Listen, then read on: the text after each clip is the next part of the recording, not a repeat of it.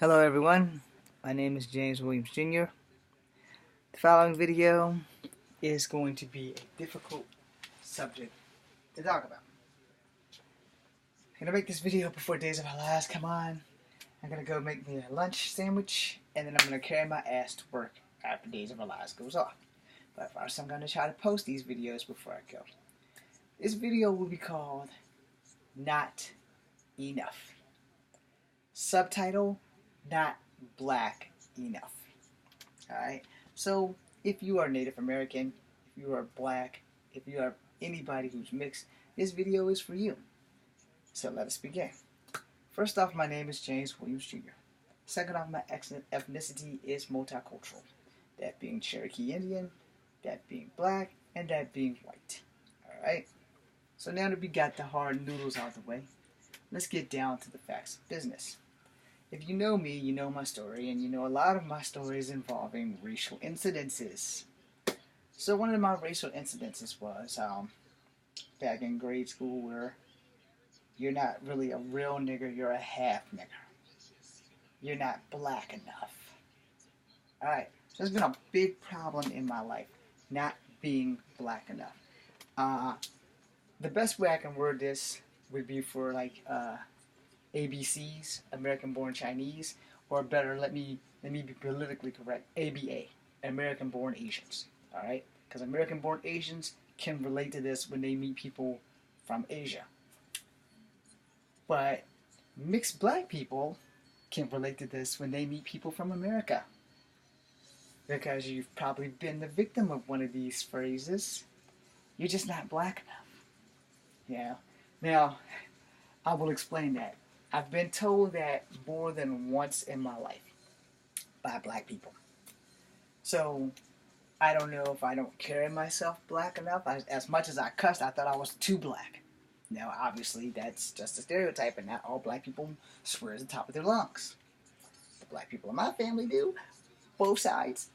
But, that's not here or there. So, as I was growing up, there was these girls I wanted to date while I was in Charlottesville, and they straight told me I wasn't black enough. They were mixed themselves, but they would never date me because I'm not black enough. And they literally told me that in grade school.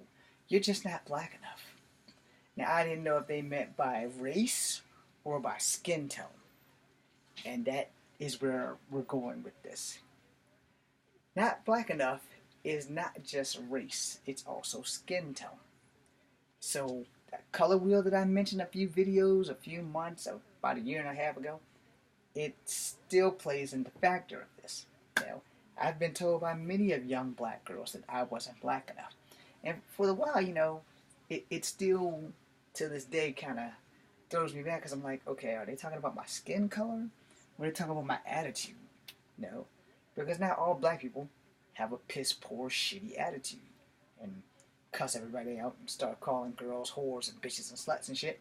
And I was actually raised by a fairly decent woman who taught me that's not what you call your sisters, and that's not what you call women.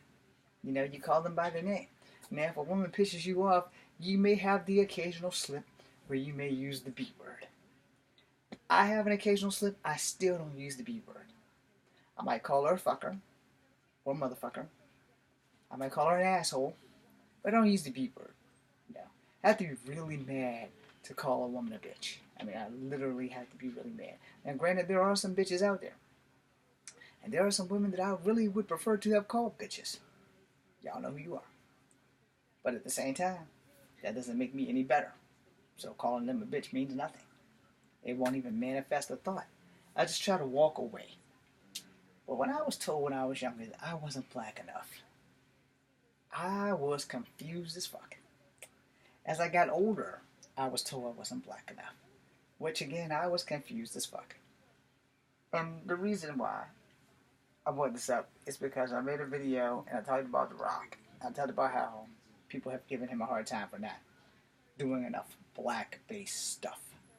And then when he tries to do a black-based stuff, people are telling him he's not black enough. So I'm like, okay, where are we going wrong here?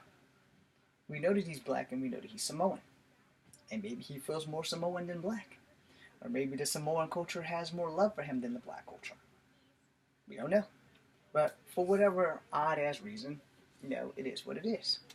But when you're a young mixed kid and you're told 20 and 30 times that you're not black enough by black people, where do you go? And then how can they be mad at you if you don't do things that are not pro-black? Right? I can name offhand a few famous mixed people that I admire and follow. Since Rock's only a year older than me, he's on the top of the list. For men, Tiger's maybe 6 or 7 years younger than me, so he's on the list.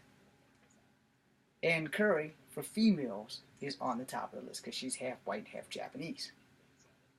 There's not too many more people I can put on that list. I didn't know Rob Schneider was mixed.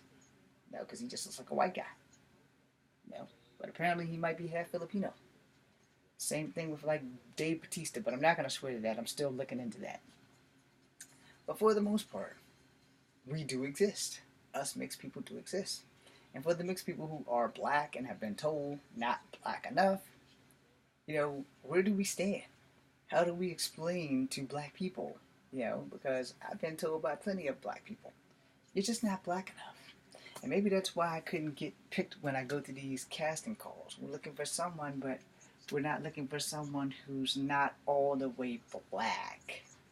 And I say that because I have been mistaken for everything under the sun, and rarely people call me out on my blackness. And I've walked around cussing to high hell and saying things that only black people would say, with the exception of, "What's up, my nigger?" But somehow or another, I have never managed to be black enough for black people. Which goes back to the first person I heard say a saying like this on TV was Kelly Hu when she was talking to whatever on martial law. She says, because she was born here, she's American-born Chinese, she's not Chinese enough for China and too Chinese for America. That makes sense? So you see where I'm at with that. Thank you, Kelly Hu, for that, by the way.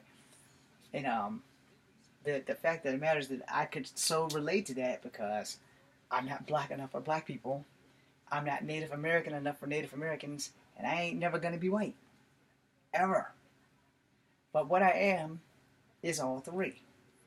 And to the people who calmed me down and talked to me and talked about how I have the best of both worlds, that was not a whole lot of truth to that, because my family does not do Native American shit on either side. They just do black shit.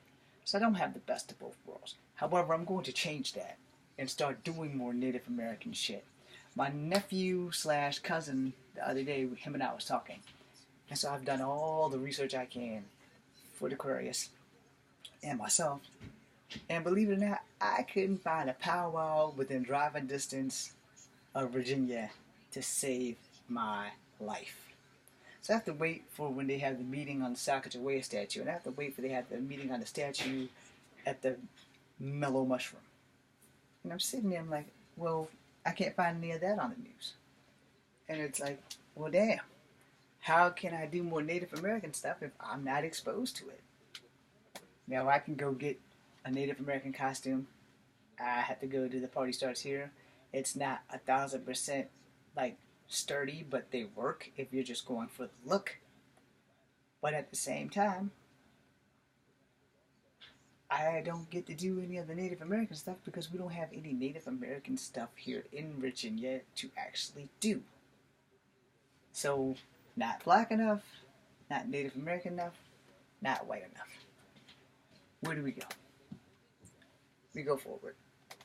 And we try. And we try to figure out that silver lining that's down the middle. Everybody likes to take a bath. Hell, if you don't like to take a bath, you like taking a shower, that's good. Because I love showers more than baths. As long as I can wash, I don't care what it is. I prefer to take a shower over a bath. But, I'll take what I can get. But we as people, especially us mixed people, how many times do we have to stand up and say, I'm here? How many times do we have to prove to people, I'm just as black as a black person. I just have a little extra. I'm just as Native American as a Native American person. I just have a little extra. I enjoy both my cultures. I even enjoy my white culture. And I say this proudly until someone of any one of those three cultures decide to go and do something stupid. This is the true advantage of being mixed. Being mixed has at least one advantage, and this is it. I can not claim to be black when someone black does something stupid. If you look at my face, I don't look that much like a black man to most people. I can claim not to be Native American when a Native American does something stupid. And I'll never have to worry about claiming to be white because that's just not an option. I'm not as light as my mother. But when Miss Rainbird drove the stolen RV through California, jumped out the dogs and all that other stuff, you know, I think she was Apache. And it's like, okay, so should I be ashamed to be Native American because I'm Cherokee and she's Apache? Or should I just chalk that up into glad she's Apache and not Cherokee? Because Apache were known as the Wild Bunch. So was some of the Lakota, but mostly the Apache and the Mohawk were kind of the wildest of the bunch of tribes. At least that's the stereotypical lie, so that's what I'm going with. The rest of them were pretty friendly and pretty domicile, but you didn't fuck with the Apache, you didn't fuck with the Comanche, and you didn't fuck with the Mohawk. You know, now those are just the things I was told. I don't know how much of that is true. Alright, because truth and lies change by point of view and perspective and by who's the victim. As we all know, history is wrote by the victims, or the victories rather. History is wrote by the victors, not the victims. I tried to correct that. But, you know, the thing is, when black people do something stupid, I'm Native American that day. When Native Americans do something stupid, I'm black that day. When white people do something stupid, I'm just mixed. Alright? Simple as that. So first, before I end this, I want to put a congratulations out to ABC for bringing a show called Mixed is Out. Alright? Because they have Blackish, now they have Mixedish. They have a show about mixed people. I'm sorry that they didn't give me a job doing that because I have lived that life. Alright? It would be great if you guys give me a cameo. Fly my ass on down to wherever you guys filming. I'm ready to go. But, you know, the thing is, when you grew up mixed, you don't grow up difficult. It's the people who aren't mixed that make life difficult. Keep that in mind when you tell somebody that's mixed that they're not black enough, or that they're not Asian enough, or if they're not white enough. Keep that in mind, because we take that shit to heart, because we're mixed. We're the best of all of you. So accept this, because we're here.